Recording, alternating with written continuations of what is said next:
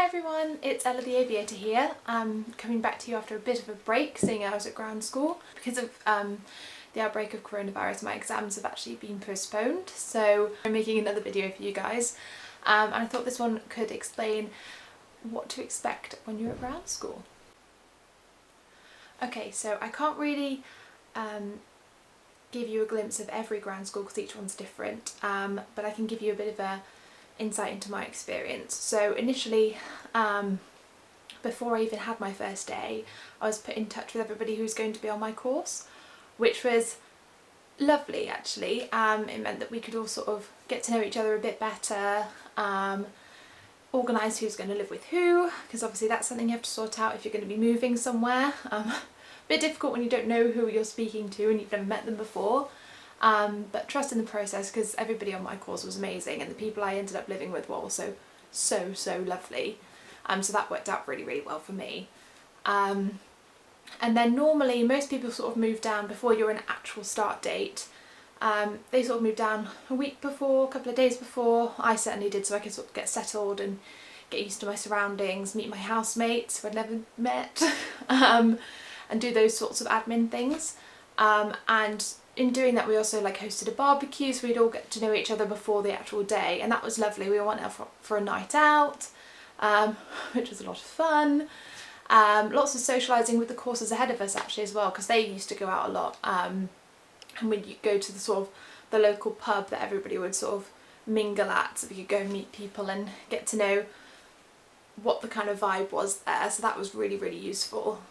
So before your actual official day one, we had an induction day, which was an entire day, consisted of sort of getting our debriefs of what to expect, meeting a few of our new instructors. We also had a presentation from BALPA. We could become a member if we wanted to, which I did personally. It's very easy to do as well. It's a free membership if you're a student as well, just so you know.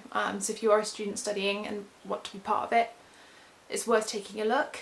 So after that we then went and got all of our books, which I must say are very heavy. Make sure that you've kind of gone to the gym beforehand, or get some of the boys to help you, which I'm guilty of, because they're really heavy boxes, or park close to the door because you have to walk quite a long way with them. And we also went and got all of our uniforms as well. And then we all went home and took pictures in them, of course, and sent them to our parents. Getting our first stripes and all that, very exciting.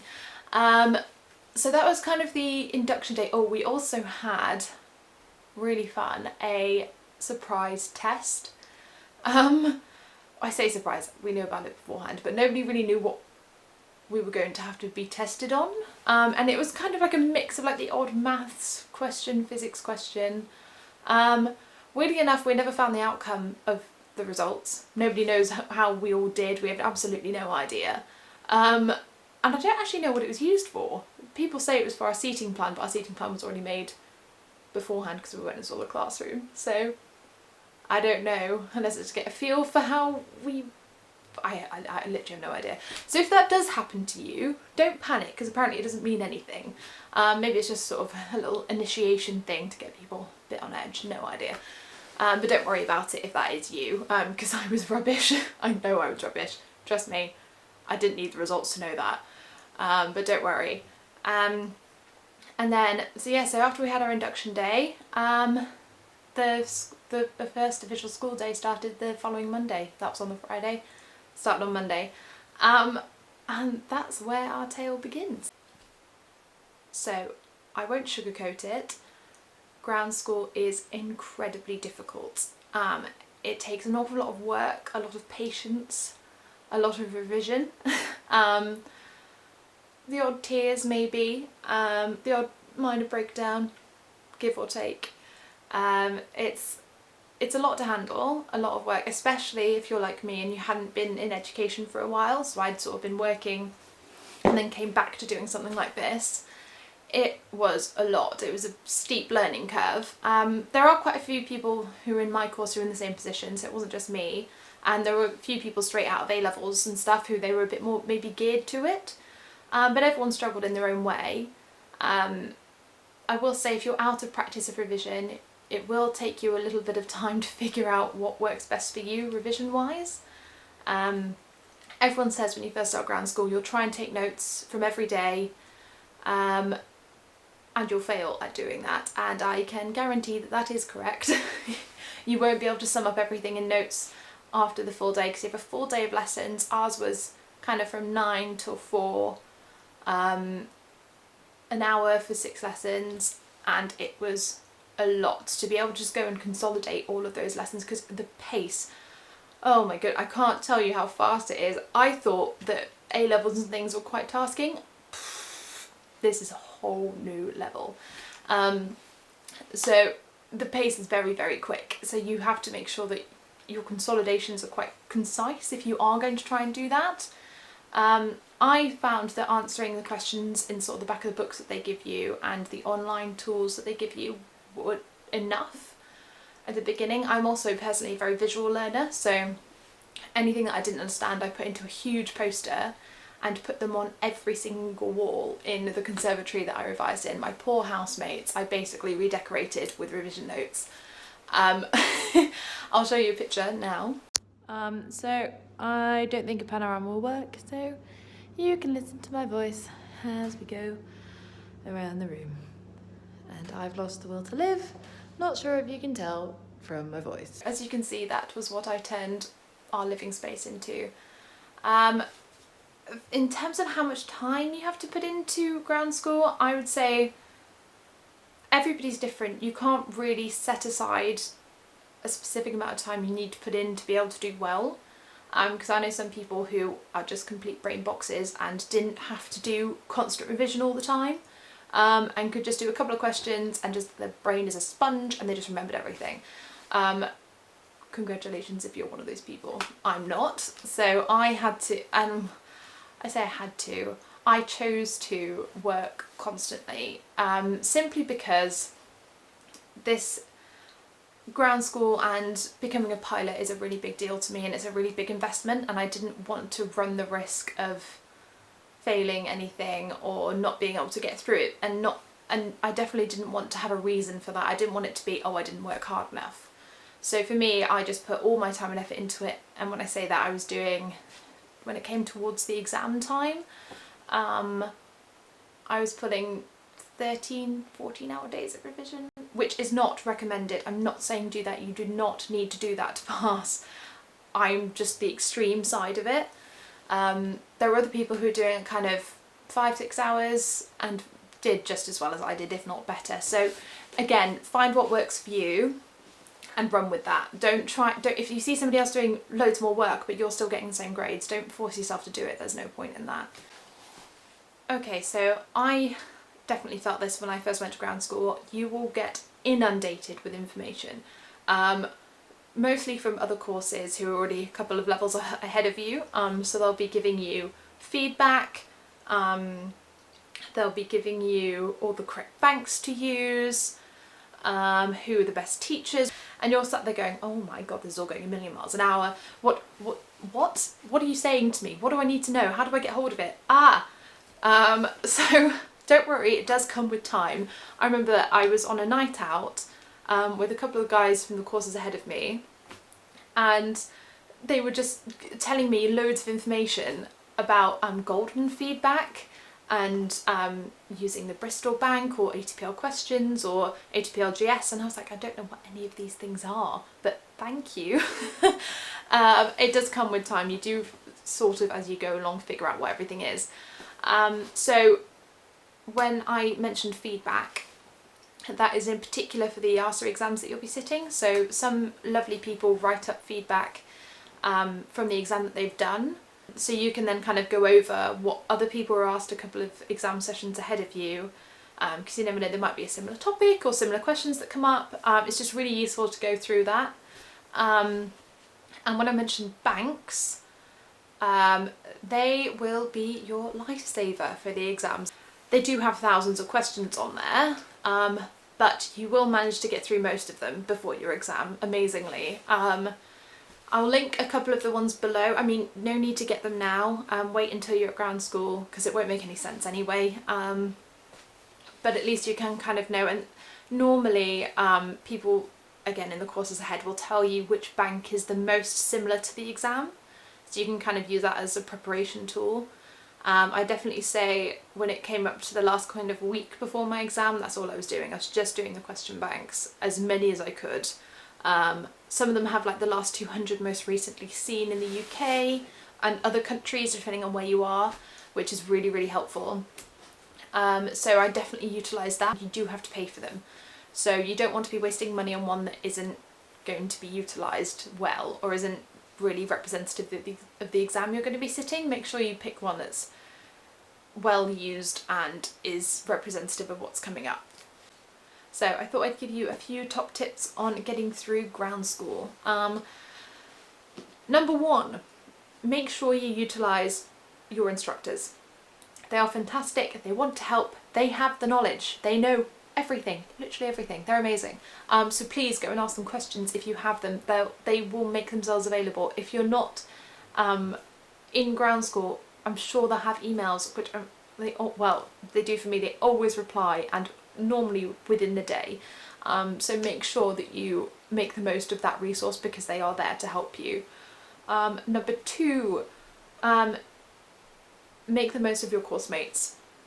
Not just for emotional support, which, as you can see here, I definitely needed. You know what, I'm just having the best day. It's so much fun. Do you want to know why it's so much fun? I'm going to tell you why it's so much fun, because I've just done over 100 questions on ADK. I hate all of it. Oh my god, I don't know anything about engines, or electrics, or aircraft in general. What's an airplane? I don't know. Oh god. But they will also help you with things that you don't understand. They might explain things in a way that your instructor didn't, which they normally do, to be honest. Maths is not my strong point. My housemate and really good friend of mine, bless him, would sit with me for, I'm not joking, hours to explain concepts to me, and I can actually now do it. Amazing. So making the most of those sorts of people. And make sure you return the favour. Don't just take all of their information and don't help them out when they need it. It's a two-way system. And also study groups are really, really useful. There are some people on my course who studied alone and absolutely smashed it. I'm not one of those people. I need support and help from the people around me. And you can just fire up questions at them immediately and they'll have the answer, rather than you having to search it up and spending loads of time doing that. So that's a really, really useful tool to do. Number three, try and find a balance with your working day. I am terrible for this. I didn't. I worked constantly and didn't really give myself many breaks, which, to be fair, I can do. I'm used to that kind of working environment, but a lot of people aren't, and I would definitely say go for a walk, get outside for a bit, have a bit of downtime if you need it. Don't burn yourself out, because that's only going to make it more difficult for you to do well. You need to make sure you're rested and your brain is working to its best capacity, and so make sure, go to the pub every now and again, go out with your other course mates, go home every other weekend or something if you need it, because this is going to be incredibly tasking on you emotionally and physically, and mentally. So make sure you take that time to recuperate, because you're going to need it. Number four, make sure you find a revision style that works well for you. Time is so precious in ground school. I know you're going to be doing it for 6 months. That will fly by, pardon the pan. So there's so much content to get through, and there's so much volume of things that you need to know in sometimes ridiculous detail. So you do have to utilise your time wisely. So making sure that you know how to revise. Yeah, so for me personally, I'm a visual learner, so I made many beautiful posters. That was my conservatory, my poor housemates. So yeah, that's how I personally learnt. Anything I wasn't sure of, I made into a poster, stuck it on the wall. And for me, I could then just revisit that in my head, because it was stuck on the wall and it was pretty and colourful and nice to look at. But other people I know, they made like revision sheets, and just threw everything on one piece of paper. Other people like to write on a whiteboard and like kind of test themselves doing it that way. Eventually we all kind of went to the question banks, and that was kind of how you consolidated and finished your revision, because you're going to be asked questions, so best to practice those. And that's mostly it, really. Can maybe talk a little bit about the accommodation that we had. So there was a couple of options for accommodation at my training academy. A few people lived on site because the academy had a couple of, I'd say a couple, about 200 rooms that they had going there. And then there were a few of us who just got houses and shared, which worked really nicely for us. So definitely take a look around. I'd say try looking a bit in advance, because you don't want to be stuck with nowhere to live or not a very nice place. You're going to be there for 7 months. You're going to be working really hard. You want to have somewhere that's nice and comfortable, and clean. Make sure you clean your house. We were terrible at that. Just somewhere where you can unwind and relax, because you are going to be working really, really hard. So you want somewhere that's nice to go home to. So I'll kind of run you through a typical day in the life of somebody in ground school. So wake up nice and early, normally around 7:30ish if I'm feeling a little bit tired, which I normally am. Quick breakfast, and then normally head out in the car and drive. It only took me about 5 minutes to drive to ground school. I like to get there early. The instructors were quite intolerant of people being late. They say it's not really in the profession to be late, so there you go. Good top tip, don't be late, always be on time or early if you can. So our typical day started with 2 lessons in the morning, then we'd have, and they were an hour each, and then we'd have a half an hour break, and then another 2 lessons, hour lunchtime, another 2 lessons, and then that would be it for the day, or so you think. So our school split it up into 7 subjects for 2 phases. So phase 1 lasted, I think it was about 3 months, and then phase 2 was about 2.5 months, 7 subjects in each one. So it kind of splits the exams up, because you don't want to be sitting 14 exams in one bunch. That's an awful lot to remember, trust me. So yeah, that seemed to work quite well for us in my course. We got on with it relatively all right.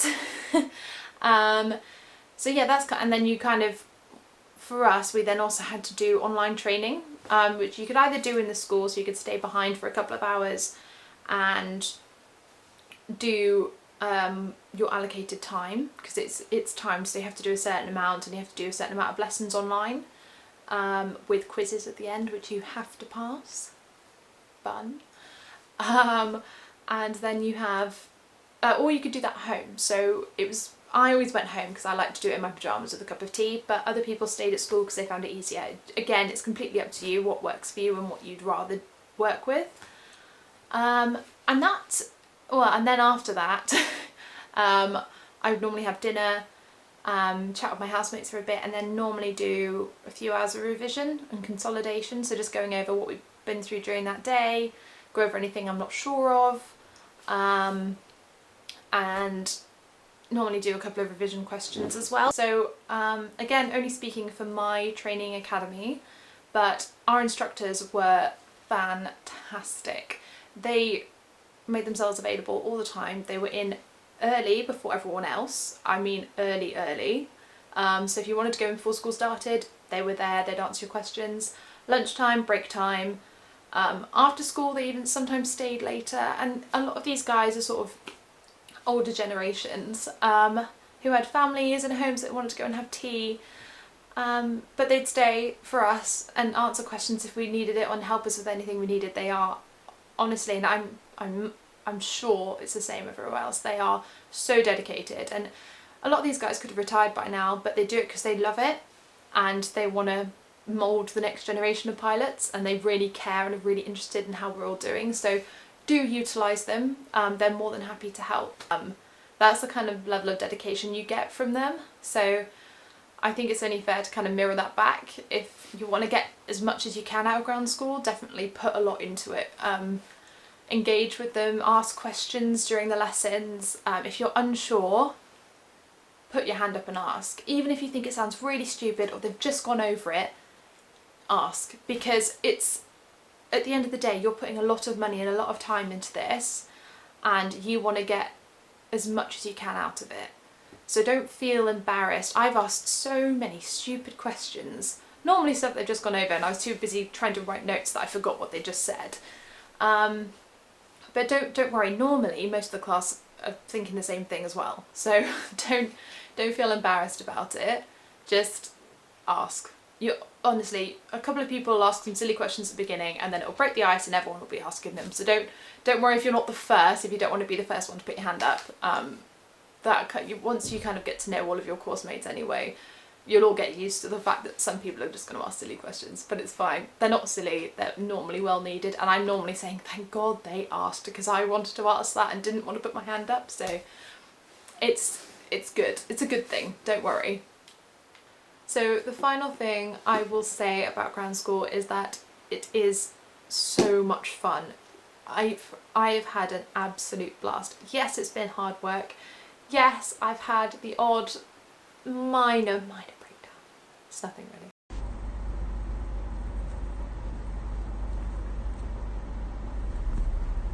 God, honestly, at this rate, I'm thinking people are going to have to retake everything. I don't know. Three delicious pizza in this room. They were saying that It's all going so well. Oh no, wait, I like, look at that bad boy. It's gross. I honestly almost lost the will to live.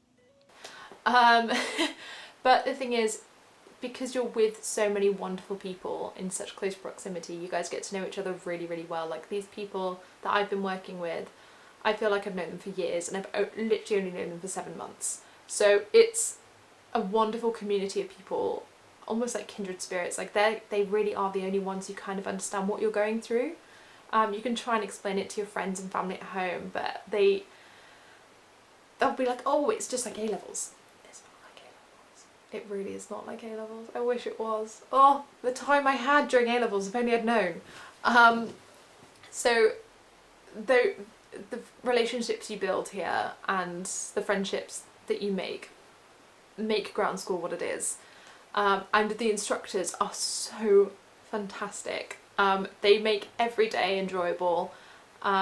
We would laugh, not so much crying, thank God, but a lot of laughing in the classroom, which made it a lot more bearable. And they had some fantastic little rhymes and nuances for remembering certain things. And you will just have a fantastic time. It's a lot of fun, a lot of hard work, a lot of fun, very rewarding experience. And again, once you've done ground school, you get to go to the fun part of actually flying an aircraft, which I'm so close to getting to. So as soon as that part comes around, I will make a new video explaining all about it. I hope this has been informative. I hope it's been enjoyable. I hope I've got the message across that it's hard, but it's worth it. That's kind of how I can sum up ground school. But if you do have any more questions, please let me know. This is Ella the Aviator signing off.